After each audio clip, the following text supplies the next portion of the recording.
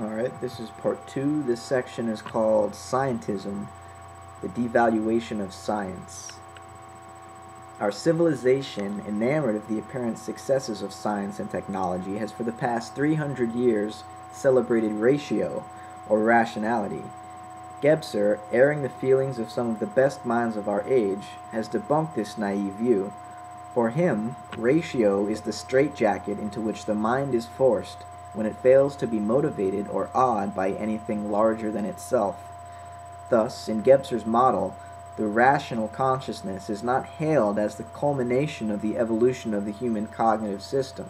On the contrary, Gebser regards the rational consciousness, which should not be confused with logical thought, as the deficient form of the mental structure of consciousness, which itself is inherently balanced. What he means by rational is best exemplified in the cytophilosophy of scientism, that is, the ideological exploitation of the scientific method applied in areas that lie outside the competence of science, such as metaphysics or ethics. As Ludwig von Bertalanffy put it, scientism is the devaluation of science to a routine job like that of the bookkeeper or mechanic, and the intrusion of scientific, or rather pseudoscientific, ways of thinking into fields of human experience where they do not belong.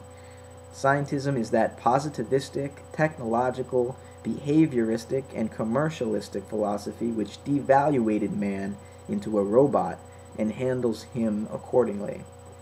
Scientism evaluates science to the status of a religion, elevates science to the status of a religion, namely the religion of scientific materialism.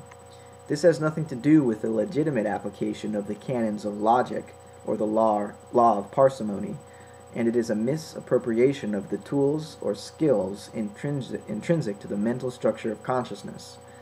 As a total program for science, or worse, for human civilization as a whole, the scientific stance is depressing and unproductive, and in the last analysis, unviable. As Gebser sees it, the rational mode of consciousness is a perversion of the mental structure and achieves its hegemony by repressing all other structures of consciousness. To underscore it, Gebser does not reject reason and logic per se. He only criticizes the severely heartless, self-divisive, and atomistic reasoning, the kind of rationality that continues to be the source of a great deal of human misery and the violation of the ecological system. For Gebser, the attitude of rationalism in this sense is an evolutionary dead end. Gebser's work has a strong historical evolutionary component, but he has always emphasized that the various structures of consciousness are not merely a matter of the past.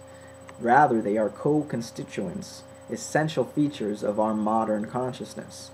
That is to say, we are as much mental beings as we are archaic, magical, and mythical beings. This is an important insight that has great practical relevance. In my book, Structures of Consciousness, I have described our everyday consciousness as a play of these structures, or at least this is how we can consciously relate to them. They are, however, always at interplay with each other. Thus, every single day, our consciousness completes a cycle of movement through the different stages, from waking to dreaming, or reverie, to sleep, and finally to deep sleep. But more importantly, throughout the day, we thematize the four structures in interaction with others, or in response to our environment. The fact is that we spend far less time than we like to think in the mental structure of consciousness. Instead, for much of our time, we live out of less focused states of awareness, as Gurdjieff, among others, has reminded us. It can be a useful exercise to consider approximately how much of our day we are actually consciously present, and to what degree. What happens to our consciousness when we listen intently to music, or when we want to win an argument by resorting to sophistry rather than logic? When we sit in front of the television, when we feel bored, when we are in love, when we have an orgasm, when we sense someone's sincerity or dishonesty, when we fret over our finances, when we tell a story to our children. When we examine our ordinary daily experiences closely enough, we find that the accompanying awareness undergoes changes in quality. Different experiences are or can be associated with different cognitive styles. When we listen spellbound to music, the qualities of the magical structure of consciousness come to the fore. When we tell a story, it is the mythical structure that becomes dominant in us. When the earth moves for us, when we make love and ecstatic sensations drown out our self-awareness, then the archaic structure is our temporary residence. Clearly, Gebser's model opens up to great possibilities of self-knowledge. It helps us understand the archaeology for our own psyche and consciousness, and how our present responses and reactions are shaped by collective patterns of consciousness, which have their origin in the developmental past of our species. More importantly, Gebser's work sensitizes us to our evolutionary potential. As we apply his insights, we become more aware of those countless moments during the day when we fall short of the challenge of the emerging structure of consciousness, when we fail to transcend the gravitational pull of the dominant mental rational structure of consciousness and the hardened ego personality associated with it.